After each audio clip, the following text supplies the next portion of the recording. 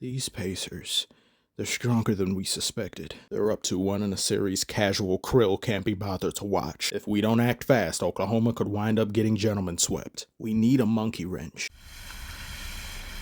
You know someone like that? Let's just say I know a guy who knows a guy. When you're down to 1 and you feel outgunned, who you go call? Scott Foster! How on earth is this a flagrant? How? Why? If this is a flagrant, they need to send my car door to the free throw line. There's just no way. Yeah, it is. Shoulder tackle. This is textbook. Sure, buddy, old pal, friend, guy. Whatever you say, Chief. Ruling on the floor is a personal foul on Reed, followed by a dead ball technical foul on Green. I know who to ask about this. Flagrant in chief. Do you believe this qualifies as a flagrant? He's befuddled. I'll take that as a no. If Darth Mule doesn't agree, this simply should not have been. This isn't even enough to get you bronze in the Mule Olympics. Please don't start contorting your spinal cord. I'm not saying OKC robbed the Pacers of this game with the help of refs.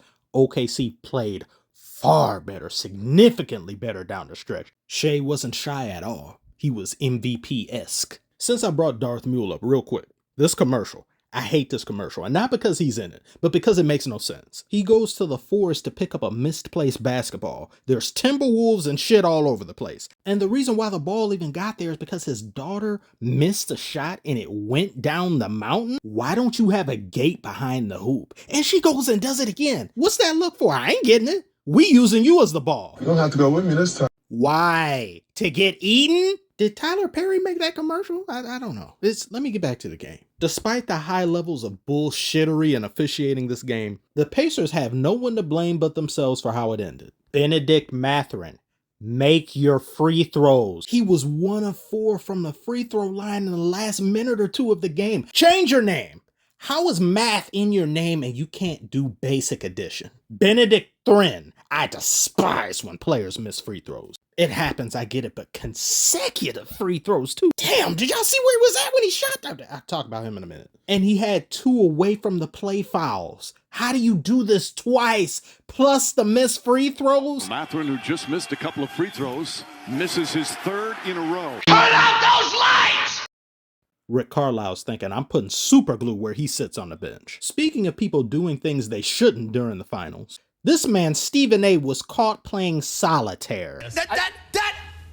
That is blasphemous. Let's play a game of our own, everybody. What do you think Stephen A does after this? Does he do the smart and commendable thing and just admitting to what he got caught doing? Or does he do the even smarter thing and not say anything? None of these. Yep, that's me. Who would have thought I could multitask, especially during timeouts? It's rewind time.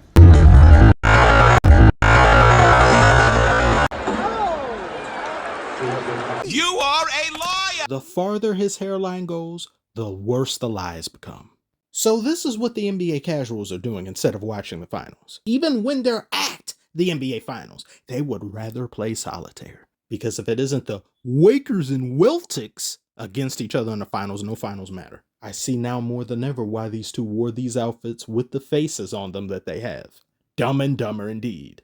Look at this guy right here. 5 damn steals. He heard what I was saying about him that last video. He said, you trying to revoke my pest scholarship? You really think McConnell can out-pest me? No, sir. No, he cannot. 20 points off the bench, too, for this petulant, pesky pest. I bet you that smoothie ain't his. He stole it from somebody. A menace on and off the court. Even when OKC gained the lead they did in the 4th quarter, I still didn't believe it. I thought the Pacers will figure out a way. It got down to a minute, Pacers will figure it out. It got down to 30 seconds. Pacers will find a way, I said. Until the clock hit 0. No deal with the devil, no satanic heroics. And it's only right to think that way with the run these Pacers have had this postseason. Nearly every player on this team was fed Luciferian formula as a baby. They've been possessed by spectral dogs. Don't believe me? Fine, watch this. Who's Obi Toppin shaking hands with?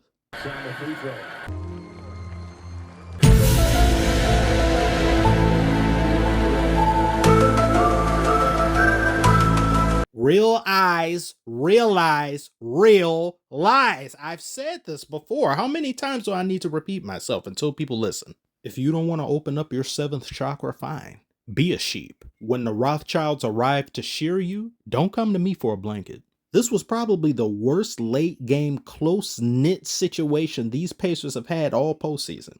Haliburton shots weren't falling, even though he was doing some Curry-esque things earlier, Holly Curry, earlier in the game. He wasn't much of a factor. Obi Toppin, who was lighting it up, he couldn't do anything. Siakam couldn't do anything. Nobody was doing anything worth a damn. The offense ground to a halt, and OKC's defense prevailed. Chet Holmgren was playing some great defense down the stretch. He didn't allow guys to get past him. They kept trying to switch. He wasn't having it. He wasn't allowing it. And collectively as a team, not only did they shut down and target select players that needed to be addressed, they hit the entire Pacers team with a RICO charge, threw everybody in jail. And they never allowed the game to get too far ahead of them, even when they were down double digits, even when they shot 8% from three-point range at one point in the game, and they only made one extra three, and that was from SGA down in the late minutes of the game when they absolutely needed something. That is abysmal. And with SGA not getting to the line a majority of the game, and Haliburton, he wasn't at the line this whole series until this game, which does bring into question yet again the demonic officiating of whistles with attitude. Ooh, that was beautiful what he just did right there. Ooh. SGA did what an MVP caliber player is expected to do, rise to the occasion. And this is with him getting latched a majority of this game. He had to fight through numerous different defenders. At times, he had to find other ways to affect the game because scoring just wasn't in the cards for him with the amount of attention that he was getting. He did get away with an egregious travel. There was just downright awful officiating that favored the Thunder. However, the Pacers playing the way they did made things so much worse. This was a very winnable game, officiating aside. In the same breath, we can criticize and lambaste Scott the extender Foster. We can also criticize the Pacers themselves for extending the series. There's no excuse to be in the driver's seat like they were most of this game and unravel the way they did in the clutch. I did not like this possession they orchestrated at the end of the game.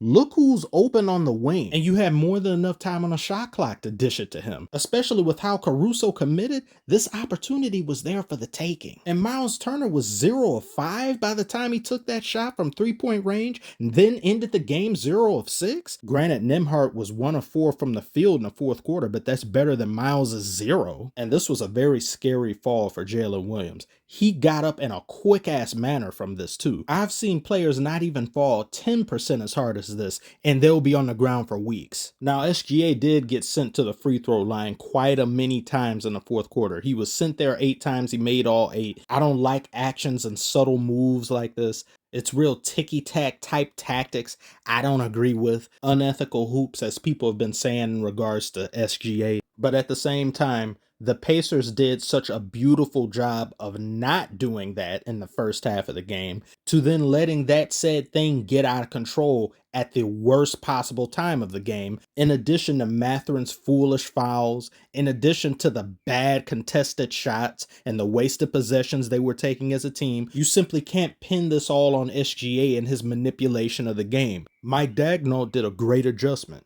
SGA has played the entire first quarter of 9 straight games. In this game, however, he only played 8. Mike saw just how winded SGA has been, and in his managing of SGA's minutes, that issue has been mitigated. Having Jalen Williams run the offense has also helped SGA, because now he doesn't have to handle the ball as much, expending more energy. If things would have continued the way they were going and no adjustments were made, Pacers would have just trampled all over the Thunder with their quick pace of play and would most likely be down 3-1 right now. Each of the last 5 teams to trail 2-1 in an NBA Finals after winning Game 4 have gone on to win the series. Looks and sounds very much like a momentum shift, and the Thunder very much have that going back to Oklahoma City. But this series is literally anyone's now. It's a series now. Best finals we've had in the past 2 years, easily. And while the adjustments OKC made have been great, and I'm pretty sure they won't shoot damn 8 or 12% from three-point range again for the next game, Pacers let this one get away from them. But we as fans are the benefactors, because now this series is even better. It's even grittier. Excitement only continues to rise, where at this same point in subsequent years, those series were pretty much decided. Everybody knew what was going to happen. I can't wait to see what these chefs are preparing for us to eat in Game 5. Do you feel the same way? Comment below and let me know. Like and subscribe if you are new or interested.